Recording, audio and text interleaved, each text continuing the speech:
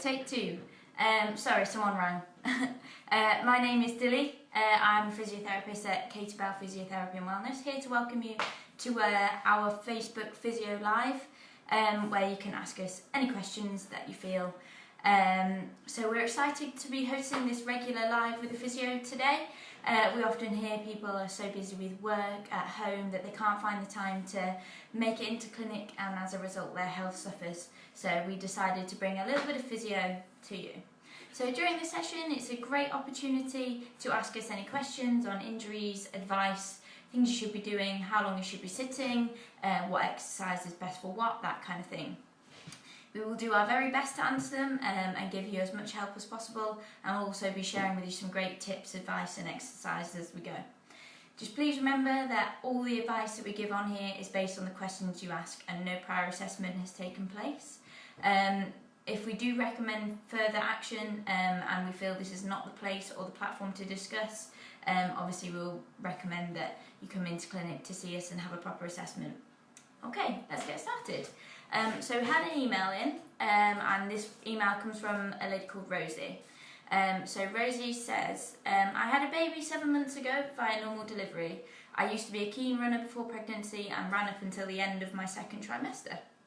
I want to get back to it but don't know if I'm ready.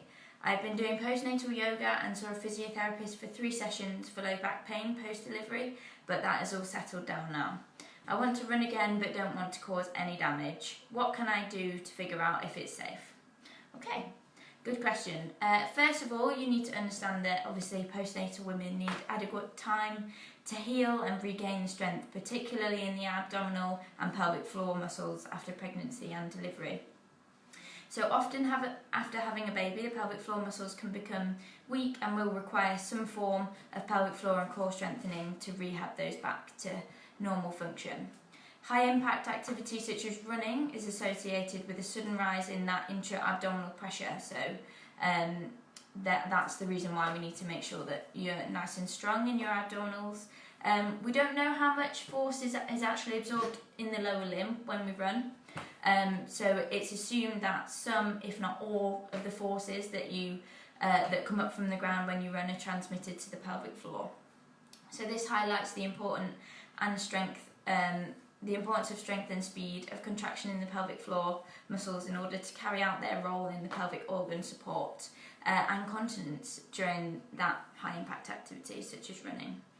So I would want to know, first of all, do you have any heaviness or dragging in the pelvic area? Are you leaking any urine, or do you have any inability to control your bowel movements, that sort of thing? Do you have a noticeable gap still in between your tummy muscles here that might indicate a diastasis? Do you have any pelvic or lower back pain? Obviously we know that you had lower back pain before, but if you said this has settled down, then that's good. Have you had any ongoing blood loss, that sort of thing, that's not linked to your monthly cycle? If so, then we'd recommend that you see your GP or your consultant, or come in to see one of our women's health specialists. So running, as you know, places quite a lot of demand on your body. To be run ready, your body obviously needs that time to heal. So we recommend that for the first 3 months post-delivery that you follow a low impact exercise program, just to start building up that core strength and the pelvic floor strength as well. We then want to have a look at your strength and pelvic floor contraction before a return to running, between 3 and 6 months postnatal, 6 months most of the time at the very earliest. So first things that you can do at home to see if you're run ready, test your pelvic floor endurance. So the recommended baseline in standing is, can you do 10 fast reps? If you've been working with a women's health physio post-natally, then hopefully they've gone through your pelvic floor stuff. So can you do 10 fast reps? So squeeze, release, squeeze, release, squeeze, release 10 times. Can you do 8 to 12 reps where you hold it for 6 seconds? And can you hold it for 6 seconds at about 30 to 50% of your maximum? So if you can do all those things, then great. Then we want to test your ability to manage the load on your body. So you need to achieve the following without any of that pain, heaviness or dragging sensation or any incontinence. So can you walk for 30 minutes without those symptoms? Can you do a single leg balance for 10 seconds? So literally just standing on one leg for 10 seconds and hopefully not shifting with those hips, just standing nice and straight. Can you do a single leg squat for 10 repetitions on each side? So just testing out that hip stability there and control around your knee. Can you jog on the spot for a minute? Can you do forward bounds for 10 repetitions? So coming forward, jumping forward. So those are forward bounds. Can you hop on one spot for 10 repetitions without any of those symptoms? And can you do the single leg running man? So that looks a little bit like this for 10 repetitions on each side as well. So extending one leg and then bring it up and through and back with those arms. So looking a bit like one of those dance moves. But can you do that without any of those symptoms? So that the pain, heaviness, dragging, and any incontinence. Then next I'd probably want to have a look at your strength. So you've got all your key muscle groups that you need for running, so you want to make sure that they're prepared, especially if you haven't done any high impact exercise for a while. You need to be able to perform each of these repetitions for about 20. So can you do single leg calf raises, lifting up and down on one leg? Can you do a single leg bridge? So I'll just take that over here. Coming up, lying down and lifting up. Can you do 10 of those on each leg?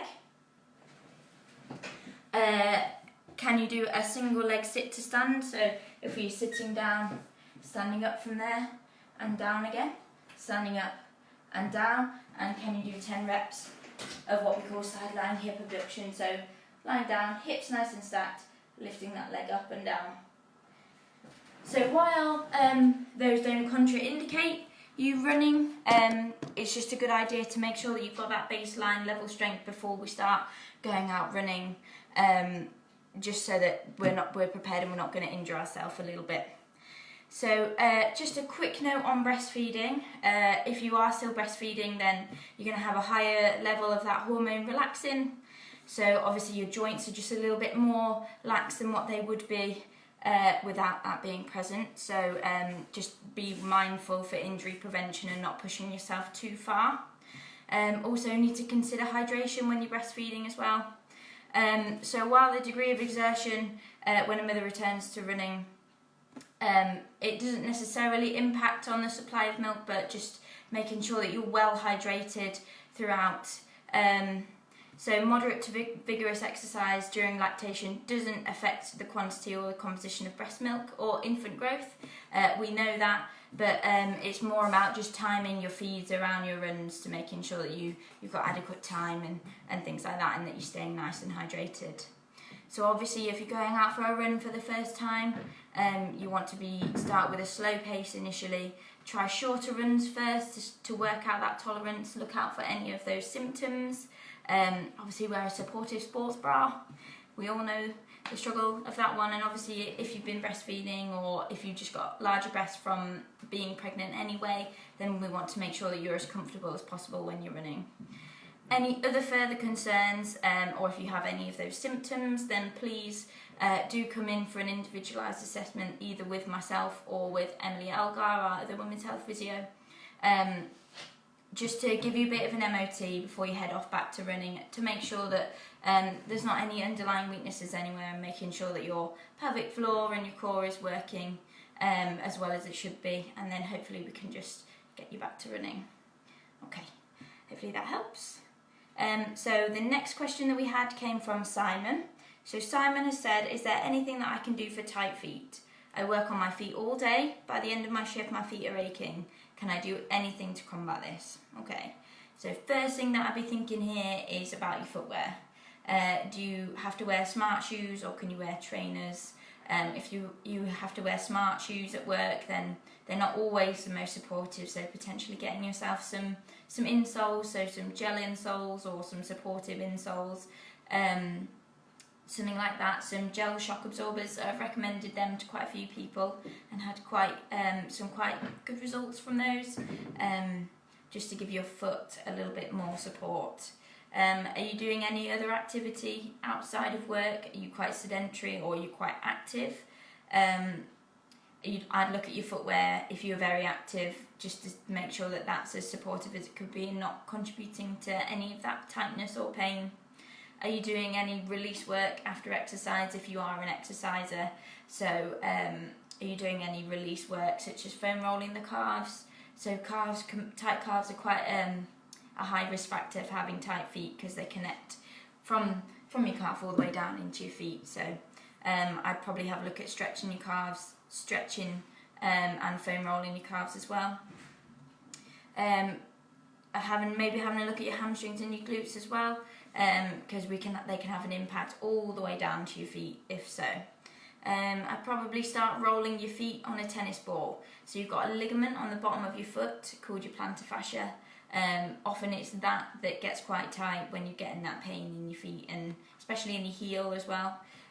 So using something as simple as a tennis ball just under the bottom of your foot and rolling it forward and backwards for about 10 minutes at the end of every day can help to just loosen off that ligament a little bit. I'd maybe think about things like having a hot bath and then maybe follow it by rolling your foot on a frozen water bottle. So you're doing a bit of contrast bathing there as well to help bring lots of circulation and healing properties down to your foot by going from hot to cold. So freezing a water bottle anyway is really useful because you can roll your foot on it and it's got the ice in there, which can help contribute to pain relief and reduce swelling and things like that anyway. If you're still having problems after things like that, after looking at your footwear and starting some release work on your feet and on your lower limb, I'd maybe come in for an assessment with one of our physios just to see if there is an underlying maybe weakness somewhere up your kinetic chain that might be impacting your feet, or it could be a structural issue in the feet as well. So is there any deformity there? Is there any maybe anomalies in your feet? It could be a leg length discrepancy, things like that, that all impact down into your feet. So an assessment with a physio will just help to see if there are any underlying issues that could be contributing to your tight feet. Okay, so our last question for today comes from Laura. Laura says, I'm fairly new to CrossFit. I have upped my training recently for a competition and want to make sure that I stay injury free. My coach has mentioned that a sports massage may be a good idea, but I've never had one before and don't know what to expect. Is there anything I need to know other than I've heard that it can be really painful? Okay, I feel your pain. So there's a lot of bad press about sports massage being really painful. So I'll just talk you through that a little bit. First of all, I think you'd be a perfect candidate for some sports massage if you've up your training lately. That's when things can start feeling a little bit tight, especially in sports like CrossFit that have quite repetitive movements. So you're using the same muscle groups over and over again and they can become fatigued. And that's when things like that predispose you to injury. So it's always useful to make sure that you've got someone just checking your muscles over, checking sort of your soft tissues over to make sure that there's no underlying issues there or anything that could potentially lead to an injury. I'd want to know if you've got any tight or niggling areas that you've noticed, because that's probably where we'd start with the massage. I'd want to know if you've had it before. Obviously by your question, sounds like you haven't had it before and just sound a little bit worried. So people come in for a sports massage to release tight soft tissues basically, so the muscles and around the joints and things like that. So we know that sports massage can increase range of movement and reduce pain. This is because it can increase muscle mobility and joint mobility as well. It can release trigger points, particularly in the muscle and the fascia. So trigger points are areas in the muscle that hold all of the tension, and then when pressed they can refer to other parts of the body. So for example, if you've got tight upper traps here, sometimes if you press into there you can feel it going up into the back of your ear. That's just because it's what we call an active trigger point, so an area in the muscle that's holding all of the tension. So one of our qualified sports massage therapists would look for any potential factors that may predispose you for injury, and then obviously give you some exercises alongside your massage to then go away and prevent that injury from happening. So massage helps to get rid of waste as well. So all of your metabolic waste from all of your exercises, it sounds as though from the sport that you do, you're building up quite a lot of lactic acid and things like that. So we'd be able to get rid of that in a sports massage. So blood and lymph flow throughout the body, and massage just helps to increase this flow of tissue fluid around your body, and therefore helps to remove nasty things like lactic acid and stuff. This then prevents muscle fatigue and DOMS, so your delayed onset muscle soreness after physical activity, as well as assisting with sort of overall recovery as well. So massage also increases flow of blood and nutrients to an area. So during your massage, the blood vessels dilate and the membrane pores widen, allowing for the passage of more oxygen and nutrients for the restoration of muscles, basically. So softer massage muscles have an increased supply of nutrients to the area, improving their overall health, mobility and ability to repair, basically. So other things that I'd want you to know is come well hydrated. So dehydrated muscles tend to be tight, and then that's when they really get really niggling and tight. So if you can stay well hydrated, then that just means that the muscles are a bit more elastic and means that your therapist will be able to get into them a bit better. I'd avoid a big meal 2 hours before, because you might be lying on your front, and obviously when you're having a massage, all of your blood flow gets directed away from your stomach and things, away from your digestive system. So it might just leave you feeling a bit sluggish. So I just avoid eating anything heavy 2 hours before. I'd come in comfortable clothing. Although it doesn't really matter what you wear, because we've always got options we've always got spare shorts in the clinic and things like that. So just come however you're comfortable, really. Remember that your session is completely led by you. So whereas the massage therapist might think that certain areas might need looking at as well as all of your niggly areas, your session is led by you. That means that you don't need to be put off about the fact that people have told you that it's really painful. So your therapist should work with you to ensure the best outcome, basically, without any unnecessary pain or discomfort. So sports massage can be uncomfortable, but I'd say if it's more than a 7 out of 10 for pain, that's when you're not going to achieve the best results, and you're going to be lying there really tense, and you're probably never going to come back for one ever again. So while it might be a bit uncomfortable, we don't want you to be in super pain. Obviously, if you're quite new to this CrossFit and quite a regular heavy exerciser, I'd probably recommend coming for a regular massage, just to maintain that good level of muscle and soft tissue mobility. Like I've said already, there's a lot of repetitive movements in CrossFit, and that muscles tend to get fatigued, and then that's when it predisposes you to injury. So just having someone keep an eye on you while you're training, basically. So I tend to tell my clients once every 4 to 6 weeks for a regular deep tissue massage, just to make sure keep everything in check as a bit of an MOT. And obviously if you've got a particular injury or particular tightness in one area, that might take a few sessions to soften and to get back to a normal level of tension, I'd probably recommend something more regular. So I have clients that come for a sports massage every week. I have some that come every 2 weeks, and everything in between there, and sort of every 3 months or every year even, just as a little bit of an MOT, just something for you.